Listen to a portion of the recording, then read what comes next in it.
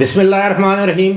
السلام علیکم۔ ابرار رشید آپ کی خدمت میں ایک مرتبہ پھر حاضر ہے اور آپ سے درخواست ہے کہ اگر ابھی تک آپ نے اس چینل کو سبسکرائب نہیں کیا تو اسے سبسکرائب کر لیں، جو بیل آئیکن ہے اس کو ضرور پریس کیجیے گا۔ آپ کا بہت بہت شکریہ۔ گزشتہ روز نیشنل سیکیورٹی کمیٹی کا ایک انتہائی اہم اجلاس منعقد ہوا، جس میں وزیر اعظم نواز شریف نے صدارت کی، اور یہ اجلاس آئندہ بھی جاری رہے گا۔ یعنی اب یہ اجلاس جو ہے وہ پیر کے روز بھی منعقد ہوگا، جس میں اہم فیصلے کیے جائیں گے ملک کی سلامتی کے حوالے سے، خاص طور پر ملک میں دوبارہ جو دہشت گردی کی ایک نئی لہر آ چکی ہے اس کو کچلنے کے لیے۔ اس کے علاوہ ملک میں معاشی استحکام کے ساتھ ساتھ جو سیاسی استحکام ہے اس کے حوالے سے فیصلے کیے جائیں گے، اور انتہائی اہمیت کا حامل یہ اجلاس اس لیے بھی ہے کہ اس اجلاس سے پہلے 2 روز تک ایک غیر معمولی کور کمانڈر کانفرنس ہوئی۔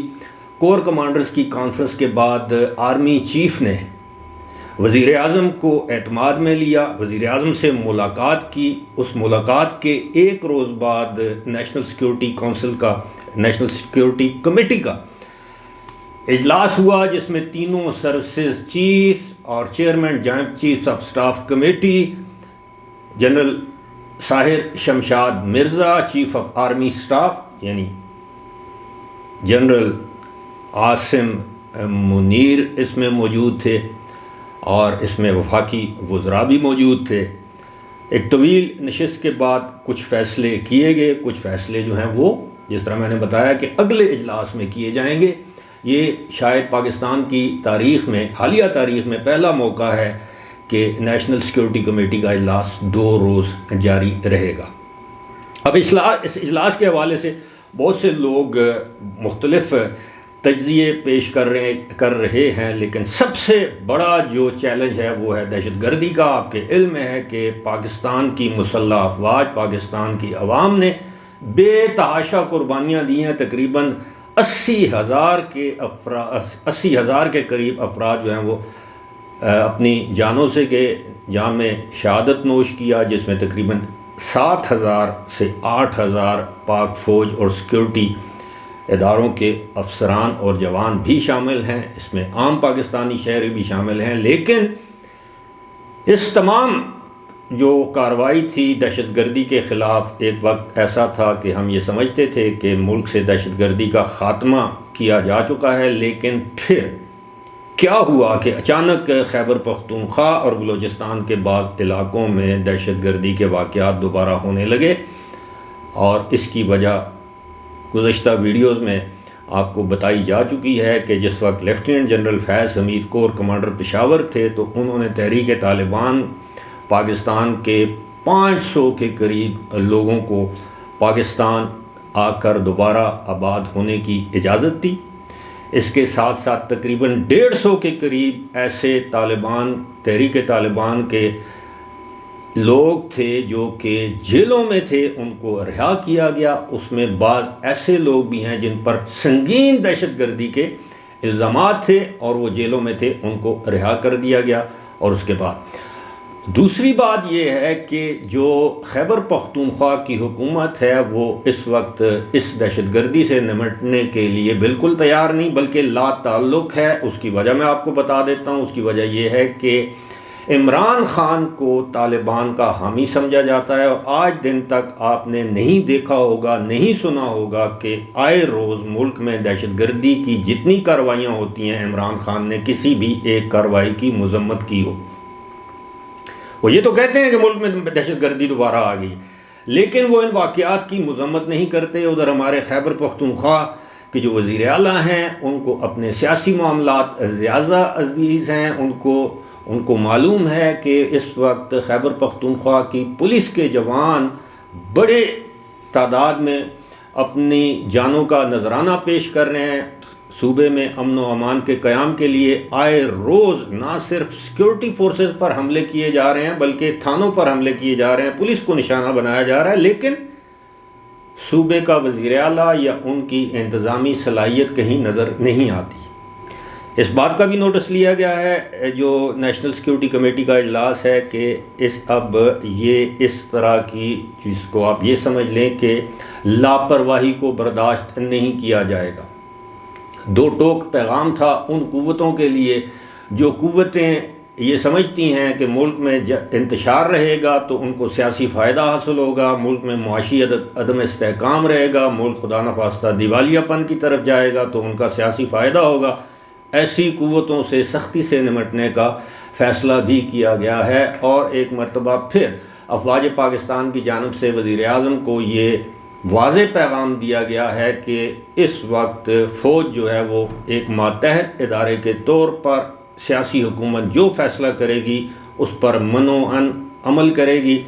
ساتھ ہی ساتھ ایک بات آپ کو یہ بھی بتا دوں کہ عمران خان خیبر پختونخوا میں کسی بھی دہشت گردی کی کارروائی کے حوالے سے کوئی مذمتی یا مزاحمتی بیان کیوں نہیں دیتے؟ وہ یہ سمجھتے ہیں کہ آئندہ آنے والے انتخابات جب بھی ہوئے تو بالکل انہیں اسی طرح فری ہینڈ مل جائے گا جس طرح 2018 میں ان کو فری ہینڈ ملا تھا۔ آپ کو یاد ہوگا کہ 2018 کے انتخابات کے موقع پر بھی عملی طور پر خیبر پختونخوا میں پاکستان پیپلز پارٹی، عوامی نیشنل پارٹی، JUIF اور نون لیگ کو اس طرح، بلکہ 2013 کے انتخابات میں بھی اس طرح اپنی کیمپین چلانے کا موقع نہیں دیا گیا، کیونکہ ان تمام، اور آفتاب شیرپاؤ صاحب کی پارٹی ان تمام پارٹیوں کو دہشت گرد نشانہ بناتے تھے، ان کے جلسوں میں لوگ جانے سے کتراتے تھے۔